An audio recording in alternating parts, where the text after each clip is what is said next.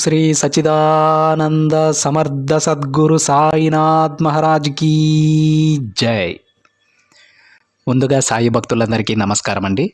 Video చూస్తున్న ప్రతి ఒక్కరిపైన ఆ సాయినాథుని ఆశీస్సులు ఉండాలని, బాబా గారి భక్తులందరూ ఎప్పుడూ కూడా ఆనందంగా సంతోషంగా వారి జీవితాన్ని గడపాలని మనస్ఫూర్తిగా కోరుకుంటూ ఈ వీడియోని స్టార్ట్ చేస్తూ ఉన్నాను ఫ్రెండ్స్.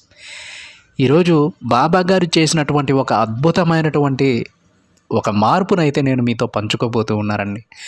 ఈరోజు బాబా గారి సందేశం కాదు, నేను చూసినటువంటి బాబా గారు చేసినటువంటి ఒక అద్భుతాన్ని నేను మీకు ఈరోజు చెప్తాను. ఎందుకంటే ప్రతిరోజు కూడా మనం ఎన్నో సందేశాలు వింటూ ఉంటాం బాబా గారు చెప్పేవి.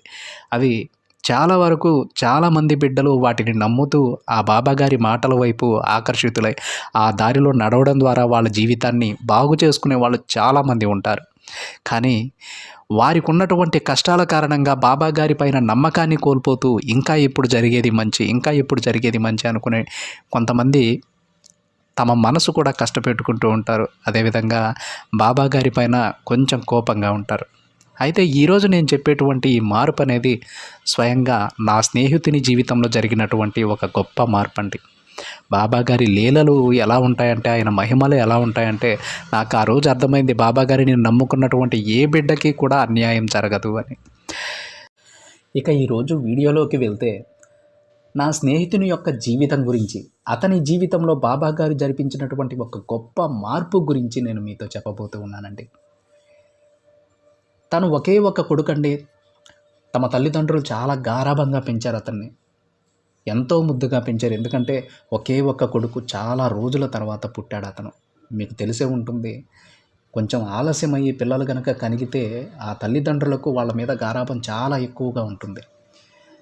ఆ కారణంగా వాడిని కాళ్ళు కింద కూడా పెట్టని విధంగా పెంచారు. ఏది కోరితే అది తెచ్చిచ్చేవాళ్ళు. ఏదైనా సరే మా అందరిలోకి కూడా చాలా గొప్పగా ఉండేవాడాడు. కానీ వాళ్ళేం కోటీశ్వరులు కాదండి. ఏదో ఒక 2-3 ఎకరాలు ఉండేది. దాన్ని పండించుకుని ఆ పంటతో వచ్చే డబ్బులతో చాలా సంతోషంగా ఉండేవాళ్ళు.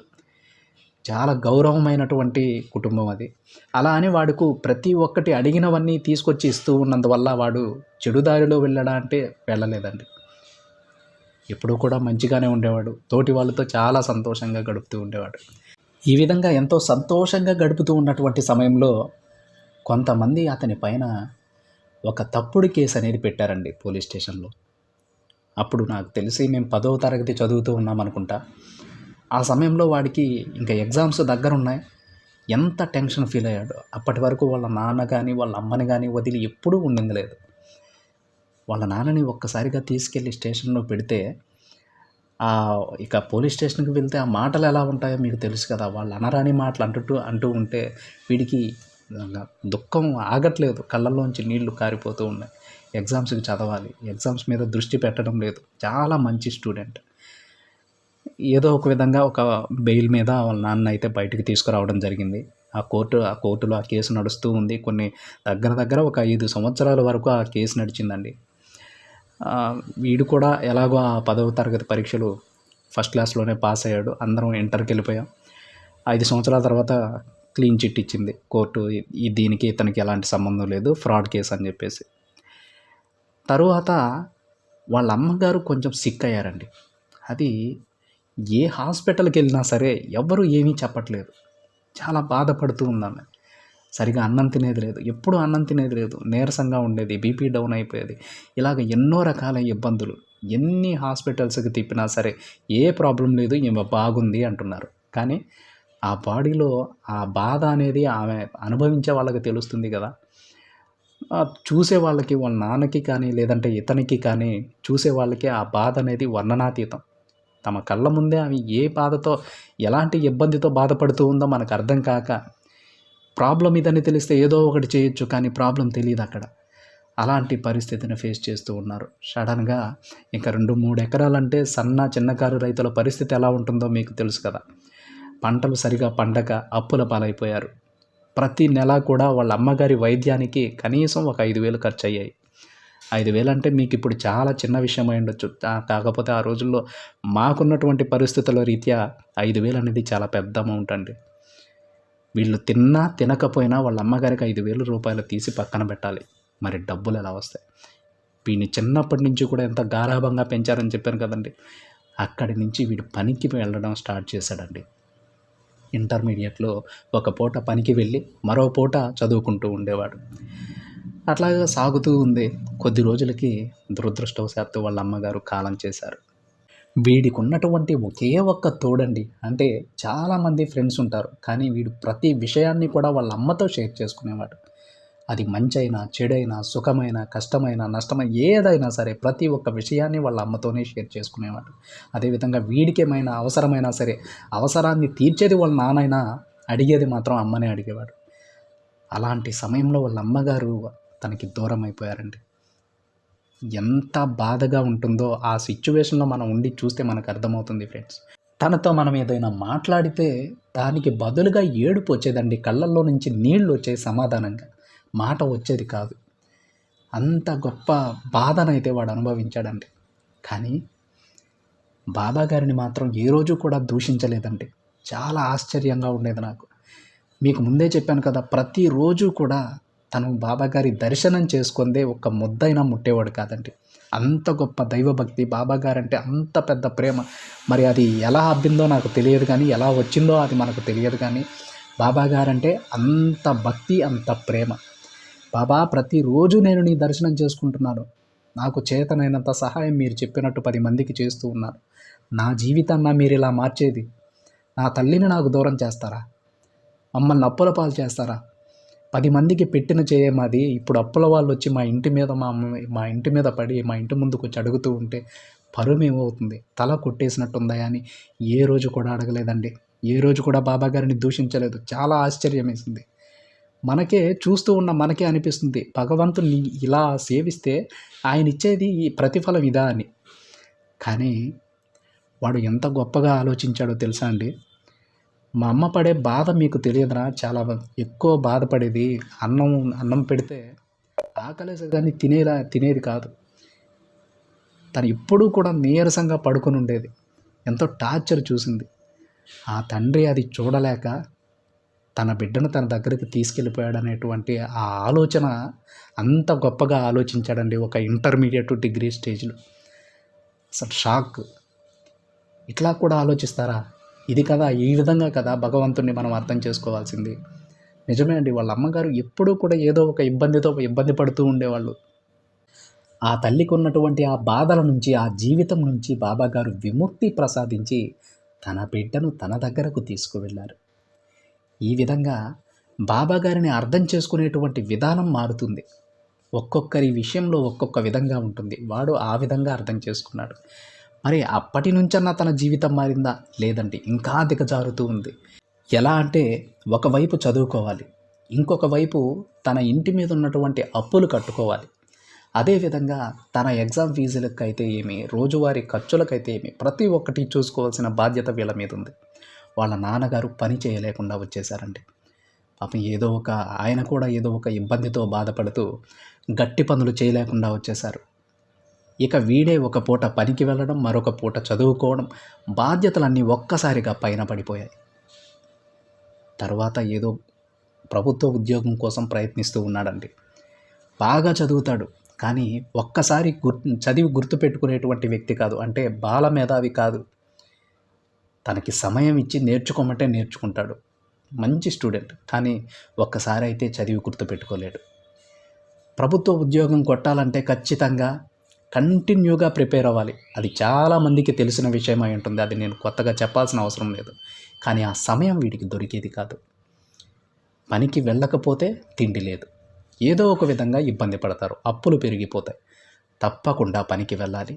నోటిఫికేషన్ పడిన తరువాత దానిని ప్రిపేర్ అయ్యి ఎగ్జామ్ రాసి జాబ్ కొట్టాలి.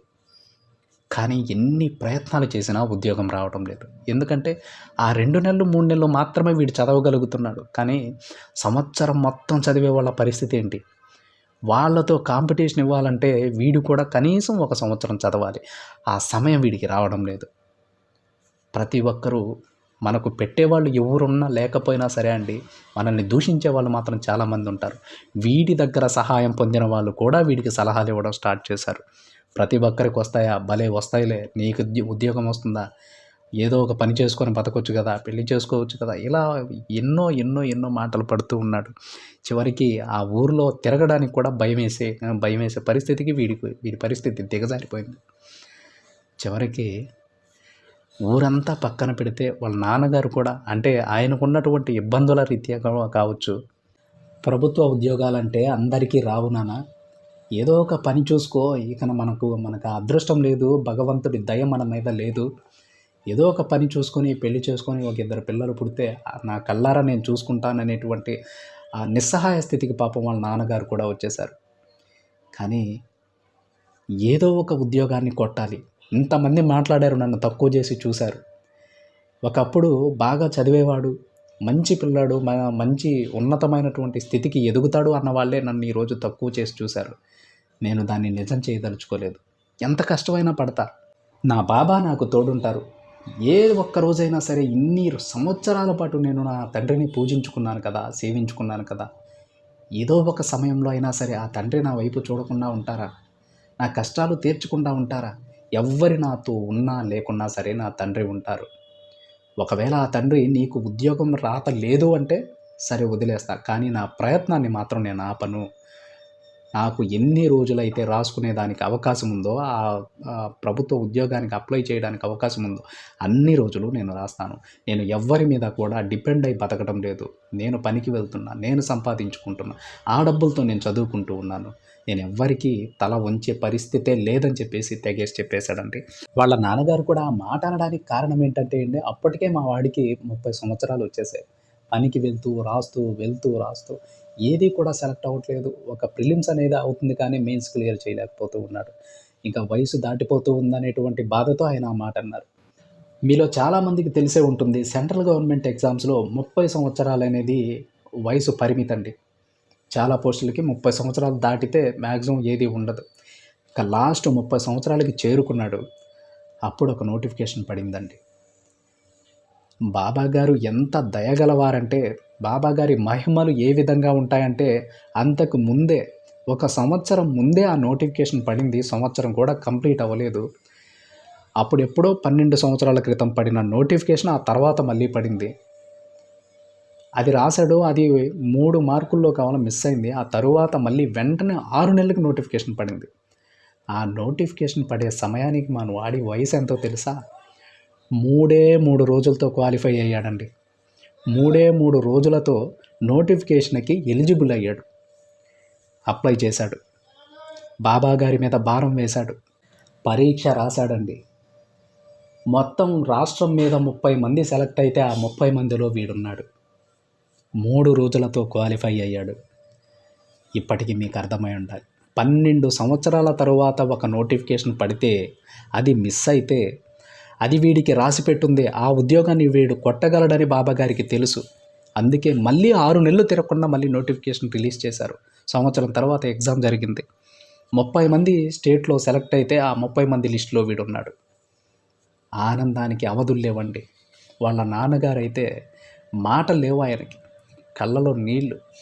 ఎవరైతే వేలెత్తి చూపించారో వాడి ముందుకు రావడానికి కూడా భయపడిపోతూ ఉన్నారు. మొహం తిప్పుకొని వెళ్ళిపోతూ ఉన్నారు. కొంతమంది ఆనందంతో, కొంతమంది ఈర్షతో. వాడు అప్పటి వరకు పడిన కష్టానికి బాబాగారు ఎంత మంచి జీవితాన్ని ఇచ్చారంటే, ఆ రోజు నుంచి మారిందండి తన జీవితం. ఎప్పుడూ కూడా వెనక్కి తిరిగి చూసుకోలే, ఇంకా ఎప్పుడూ వెనక్కి తిరగల. మంచి అమ్మాయితో పెళ్ళయింది, 2 పిల్లలు, ప్రశాంతమైనటువంటి జీవితం.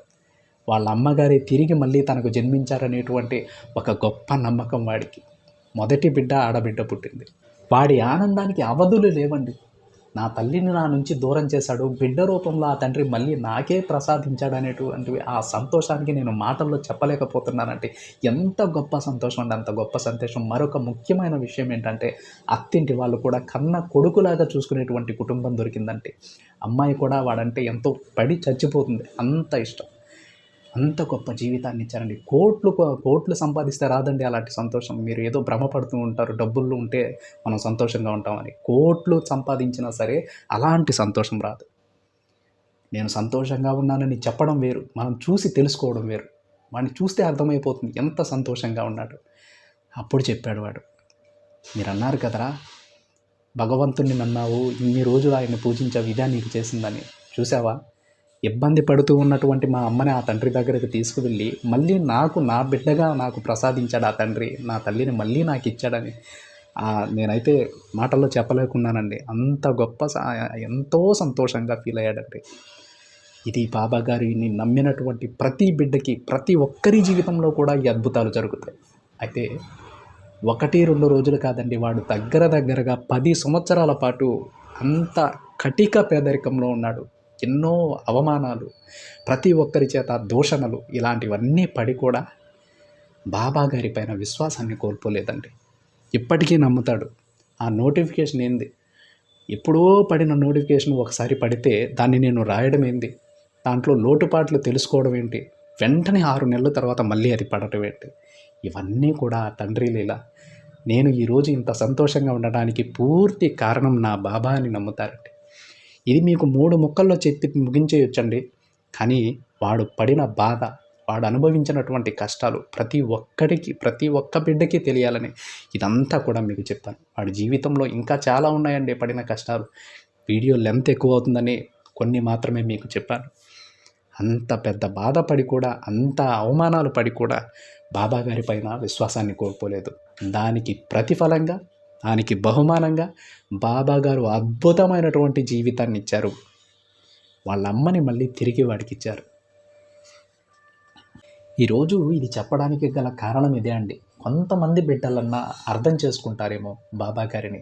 ఆ తండ్రిని నమ్ముకుంటే తప్పకుండా బాబా గారు ఏదో ఒకరోజు మనం కోల్పోయినవన్నీ మరొక రూపంలో తిరిగిస్తారు అని అర్థం చేసుకుంటారనే ఉద్దేశంతో చెప్పానండి. కొంతమంది మారినా చాలండి, కొంతమంది జీవితాలను మార్చుకున్నా చాలు. ఆ తండ్రి చెప్పినట్టు శ్రద్ధ సబూరితో ఉంటే, బాబా గారి పైన విశ్వాసంతో ఉంటే ప్రతి బిడ్డ జీవితం మారుతుంది అని చెప్పడానికి ఇది ఒక గొప్ప నిదర్శనం అండి. ఇది నేను ఎక్కడో విని చెప్పింది కాదు, నేను కళ్ళారా చూసినటువంటి నా స్నేహితుని జీవితంలో జరిగినటువంటి సంఘటన. తను ఎంతో సంతోషంగా ఉన్నాడో అలాంటి సంతోషాన్ని, అలాంటి అంతకంటే గొప్ప జీవితాన్ని ప్రతి బిడ్డకి బాబా గారు ప్రసాదించాలని, ప్రతి బిడ్డ కూడా ఆ తండ్రి పైన విశ్వాసంతో ఇలాంటి జీవితాన్ని పొందాలని మనస్ఫూర్తిగా కోరుకుంటూ ఉన్నానండి. శ్రద్ధ సబూరి ఇవి 2 కూడా అలవరుచుకోండి. బాబా గారి పైన పూర్తి విశ్వాసంతో ఉండండి. ప్రతి జీవితం మారుతుంది, అద్భుతంగా మారుతుంది. మీరు మీకు ఇష్టమైనవి ఏవి కోల్పోయినా సరే మరొక రూపంలో తిరిగి మీకు అందుతాయి. అందులో ఎలాంటి సందేహం లేదండి. చాలా రోజులుగా బాబా గారు నా స్నేహితునికి ప్రసాదించినటువంటి ఆ గొప్ప జీవితాన్ని, ఆ సంఘటనలని ప్రతి ఒక్క బాబా బిడ్డతో పంచుకోవాలని నేను అనుకుంటూ ఉన్నారు. ఆ అదృష్టాన్ని బాబా గారు ఈరోజు ఈ విధంగా నాకు కల్పించారండి. నాకు చాలా సంతోషంగా ఉంది. ఇదండి ఈరోజు వీడియో కనుక నచ్చినట్లయితే ఒక చిన్న లైక్ చేయండి ఫ్రెండ్స్. మరింతమంది మన బాబా గారి భక్తులకైతే ఈ సందేశాన్ని షేర్ చేయండి. మొదటిసారిగా ఛానల్ని చూస్తున్న వాళ్ళైతే తప్పకుండా సబ్స్క్రైబ్ చేసుకొని పక్కనే ఉన్న బెల్ ఐకాన్ని యాక్టివేట్ చేయండి. మరొక బాబా గారి సందేశంతో మరొక వీడియోలో కలుద్దాం. అంతవరకు ఓం సాయిరామ్.